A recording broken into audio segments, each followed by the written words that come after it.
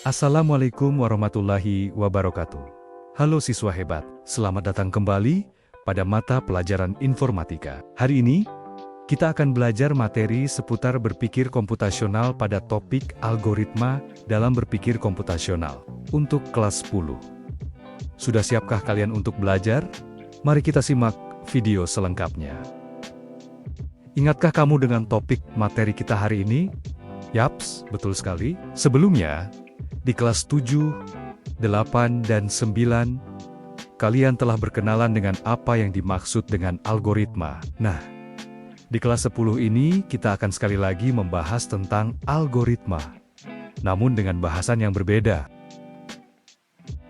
Untuk melengkapi pengetahuan kita tentang algoritma, di kelas 10, kita akan belajar tentang bagaimana caranya algoritma dapat direpresentasikan. Sebelumnya mari kita sejenak mengingat pengertian algoritma.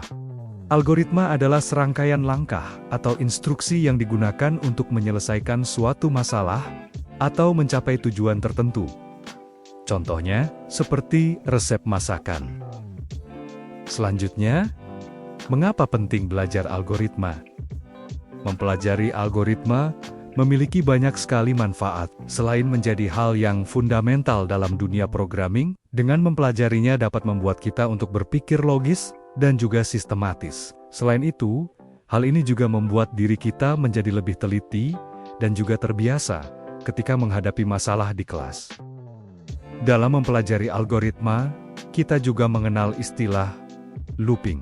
Algoritma dan looping adalah dua konsep penting dalam ilmu komputer, bagaikan dua sisi mata uang yang tidak terpisahkan. Algoritma bagaikan peta jalan yang menentukan langkah demi langkah, sedangkan looping bagaikan mesin yang menjalankan langkah demi langkah tersebut secara berulang. Bayangkan, saat kamu sedang makan, kamu akan terus menyendok makanan yang ada di hadapanmu secara berulang-ulang, sampai kamu benar-benar menghabiskan makanan tersebut.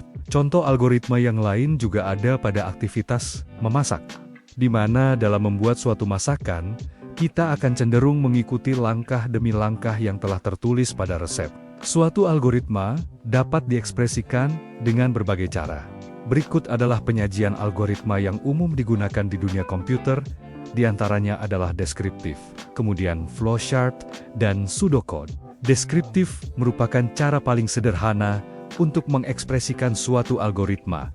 Algoritma di samping menggambarkan tugas sehari-hari, yaitu membuat secangkir kopi instan. Coba kalian amati.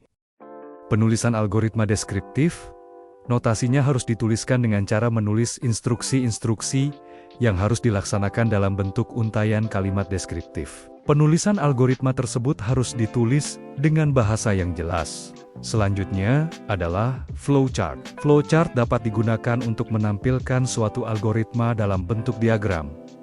Jenis ini memberikan tampilan yang lebih visual. Ada simbol-simbol khusus yang harus digunakan dalam flowchart. Sebagai catatan, kamu tidak bisa membuat algoritma ini sembarangan, karena orang lain tidak bisa mengikuti algoritmamu apabila kamu menuliskan simbol yang salah. Selain flowchart dan deskriptif, algoritma juga dapat dinyatakan dalam pseudocode. Pseudocode dapat digunakan untuk mengkodekan solusi dalam bahasa pemrograman.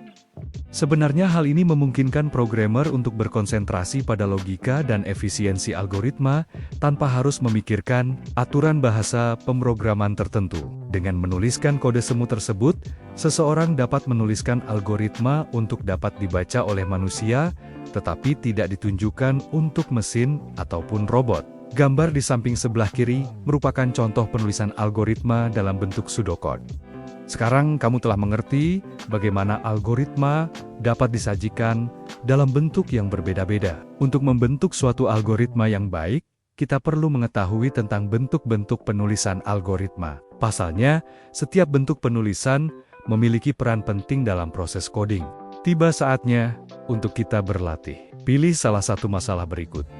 Yang pertama, menghitung rata-rata nilai ujian. Buatlah algoritma untuk menghitung rata-rata nilai ujian dari beberapa siswa. Masukkan nilai ujian satu persatu dan hitung rata-ratanya. Gunakan looping untuk memproses nilai-nilai ujian tersebut. Ataupun masalah kedua, yaitu menghitung total belanjaan. Buatlah algoritma untuk menghitung total belanjaan di supermarket. Masukkan nama dan harga barang satu persatu, dan hitung totalnya. Gunakan looping untuk memproses daftar belanjaan. Algoritma tersebut dapat kalian tuliskan dalam bentuk deskriptif flowchart maupun pseudocode. Selamat mencoba. Sekian materi kita hari ini. Sampai jumpa lagi pada video selanjutnya. Wassalamualaikum warahmatullahi wabarakatuh.